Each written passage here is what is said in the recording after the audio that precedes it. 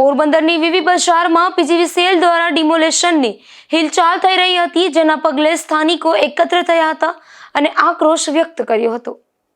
પોરબંદરના વીવી બજાર વિસ્તારમાં 250થી વધુ પરિવારો વસવાટ કરે છે, જે જગ્યા પીજીવીસીએલની હોવાનું જણાવી અગાઉ પીજીવીસીએલ દ્વારા કેસ કરવામાં આવ્યો હતો. જે કેસ તાજેતરમાં પીજીવીસીએલની તરફેણમાં આવતા પીજીવીસીએલ દ્વારા આ વિસ્તારમાં ડિમોલેશનની હિલચાલ શરૂ કરી હતી, જેના પગલે સ્થાનિકોમાં રોષ જોવા મળતો હતો અને એકત્ર થઈ આક્રોશ વ્યક્ત કર્યો હતો. મારું નામ ભાવેશ જીવરાજભાઈ સોલંકી છે. 1998 માં પીજીવીસીએલે મારી ઉપર દાવો કર્યો હતો કે તમે અમારી જગ્યામાં પેશકદમી કરી હતી, જેથી કરીને હટી જાઓ. એ દાવાનો જવાબ મેં નામદાર કોર્ટમાં આપ્યો હતો અને નામદાર કોર્ટમાં હું સેશનમાં આવ્યો એટલે મેં હાઈકોર્ટમાં કર્યું.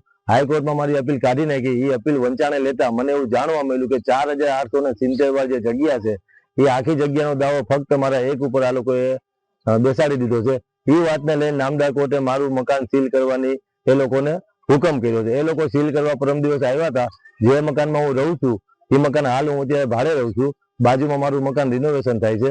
એટલે એ લોકો પણ એવી આકારણી કે રોજકામ કે કોઈ કોર્ટશ્રીનો હુકમ કે પીજીવીસીએલ નું રોજકામ નતું કે આ જ મકાન પરફેક્ટ ભાવેશભાઈ નું છે. એટલે એ બીજા મકાનમાં આવીને સીલ મારવાની તજવીજ કરી. એટલે મને ડેલી ફ્રીને મેં ધ્યાનમાં દોર્યું. એટલે એને તે દી મોકૂફ રાખ્યું. પાછા બીજા દિવસે પોલીસ રક્ષણ માંગ્યું. હજી એને પોલીસ રક્ષણ મળ્યું નથી. પણ ખરેખર મારું કહેવાનું એવું થાય છે કે એની પાસે આકારણી હોય, એની પાસે નામદાર કોર્ટનો હુકમ હોય કે જીબીએ જે કાંઈ એને આપ્યું હોય રોજ કામ કરીને, તો મારું મકાન છે એ નામદાર કોર્ટના હુકમ સામે અમારે હાઈકોર્ટમાં જવાનું છે કે આ હુકમ છે એ ગેરવ્યાજબી છે. અને સર્વે નંબર 3215 થી લઈને 3220 સુધીના પ્રોપર્ટી કાર્ડ મેં કઢાવેલા છે. એમાં 3217 એ લોકોની માલિકી તો એ અત્યારે ઓલરેડી એની પાસે કમલાબાગ ડિવિઝન અવેલેબલ છે. પછી 35-40 વર્ષ જૂના મારી પાસે પુરાવા છે. 1984 માં અમને વીજ કનેક્શન આપી દીધેલા છે. મિશન સિટી પ્રોજેક્ટમાં અમારો આખો એરિયો લેવાયેલો. ટોટલ 250 મકાન આ એરિયામાં આવેલા છે. એમના અધિકારીને મેં આ રજૂઆત કરી તો એમના અધિકારીએ સીલ મારવાનું મોકૂફ રાખ્યું કે અમને તો એવું લાગ્યું કે અહીંયા કોઈ ફેક્ટરી અથવા તો કોઈ વંડો કે પેશકદમી જેવું હશે. આ તો આખી સોસાયટી આવેલી છે. એટલે આ અમારા મગજબારની વાત છે. અમારે ઉપલા અધિકારીને ચર્ચા કરવી પડશે એવું કહીને એ લોકો જતા રહ્યા. આજના રોજ એના મજૂર 4-5 આવ્યા અને એમના કોઈ અધિકારી શ્રી કોઈ આવ્યા નથી. અમે સાહેબ 200 પરિવાર ત્યાં લઈ છીએ. ટોટલ ને ચૂંટણી કાર્ડ, આધાર કાર્ડ, બધાના પાન કાર્ડ, બેંકના ખાતા, પછી વીજ કનેક્શન, પછી પેલા વેરા, એ બધું અમારી પાસે અવેલેબલ છે.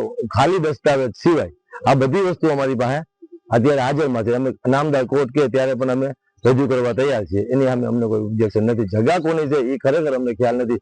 અને 1998 પહેલા 96 માં મને નગરપાલિકાએ નોટિસ આપી હતી કે તમે આ ગેરવ્યાજબી બાંધકામ કરો તો આ જગ્યા અમારી માલિકીની છે. આવી નોટિસ મને નગરપાલિકાએ આપી હતી. એટલે નોટિસનો જવાબ મેં આપ્યો. નગરપાલિકા એ પછી કઈ ડિમોલિશન કર્યું નહીં. પછી થોડો સમય થયો 98 માં મને જીબી ની નોટિસ આપી કે અમારી છે. તો ખરેખર જગ્યા કોની છે એ તંત્રને ખબર નથી, પીજીવીસીએલ ને ખબર નથી. પછી નગરપાલિકાએ તો અમને આ બધી સુવિધાઓ પુરવાર કરી છે. ટોટલ સુવિધાઓ અમને પુરવાર કરી છે અને એને અમને કોઈ ઓબ્જેક્શન નથી. ત્યારબાદ ઝુંપડપટ્ટી હતી તે પછી હવે પાકા મકાન આખી સોસાયટી બની ગઈ છે. ત્યાં સુધી નગરપાલિકાએ અમને ક્યાંય રોક્યા નથી. પીજીવીસીએલ અમારી સામે હતું. પણ હાલ મારું એટલું કહેવાનું નામદાર કોર્ટને મારી એવી અરજી છે કે સાહેબ હું મારું પોતાનું મકાન માલિકીનું છે એ માત્ર ને માત્ર 70 વારમાં છે. એ આપ સાહેબને તમે કહો ત્યારે હું બતાવી દઉં. બાકી 250 મકાનના તો ડોક્યુમેન્ટ બીજા નામના છે, એ મકાનની માલિકી બીજાની છે. તો મને આ એકલાને એમને પુરવાર કરી આપ્યું છે કે જેથી કરીને મારી માટે લેન્ડ ગેપનો ગુનો દાખલ થાય. મારા નાના બાળકો છે, મારા મમ્મી અત્યારે પથારી વળશે અને તેદી સાહેબ આવ્યા તેને એમ જ કીધું કે 2 કલાકમાં કબજો ખાલી કરો. તો સાહેબ મારે મકાન માલિકને બોલાવવા પડ્યા. મેં કબજો ખાલી મકાન માલિકને સોંપી દીધો. મારો કબજો છે, એમાં હું રહું છું અત્યારે. તો નામદાર કોર્ટ સામે અમારે હાઈકોર્ટમાં જવાનું હોય એટલે આજે જ અમે અરજી દાખલ કરી છે કે અમને 5-15 દિનનો સમય આપવામાં આવે. ભૈરા કબજે અમારે અત્યારે હાલમાં તો ક્યાં જવું, આવી મારી અરજ છે. બધી ટોટલ જે સોસાયટીમાં અવેલેબલ છે એ બધું અમારી પાસે છે.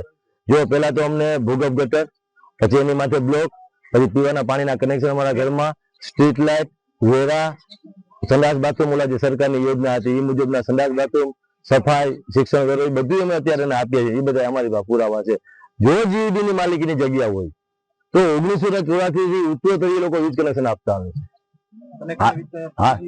પીજીવીસીએલ ના જોઈએ ને મીટર કેમ હોય? મીટર પીજીવીસીએલ 1984 થી અને પછી આ પાછળ જોઈ લો એટલે ત્યાં પેલું ઓલું લગાવેલું છે ઉપર સોલાર મીટર આપ્યું મગનભાઈ ચિત્રો અને પછી એને સોલાર ની પણ ગ્રાન્ટ આવી. આ બધી તો સુવિધાઓ છે જ. પણ આ તો ખોટી રીતે અમને માનસિક રીતે હેરાન કરવાનો હેતુ છે. નામદાર કોર્ટને મારી હાથ જોડીને અરજ છે. 250 પરિવારમાં અત્યારે 1000 થી 1500 વ્યક્તિ છે. બધા અશિક્ષિત અને નાના માણસો રહે છે. એસટી એસસી ના ઓબીસી વાળા બધા રહે છે. તો કાંઈક વ્યવસ્થિત ચુકાદો મળે અને જ્યાં સુધી કાંઈ વ્યવસ્થિત નિર્ણય ન આવે ત્યાં સુધી અમારો આ સાહેબ અરજ છે તમને કે આગળ તમે વિચારો. જોકે આજે પોલીસ પ્રોટેક્શન ન મળતા ડિમોલેશનની કામગીરી રદ કરાઈ હતી. નિપુલ પોપટ સાથે અશોક થાનકી, ગુજરાત ન્યૂઝ, પોરબંદર.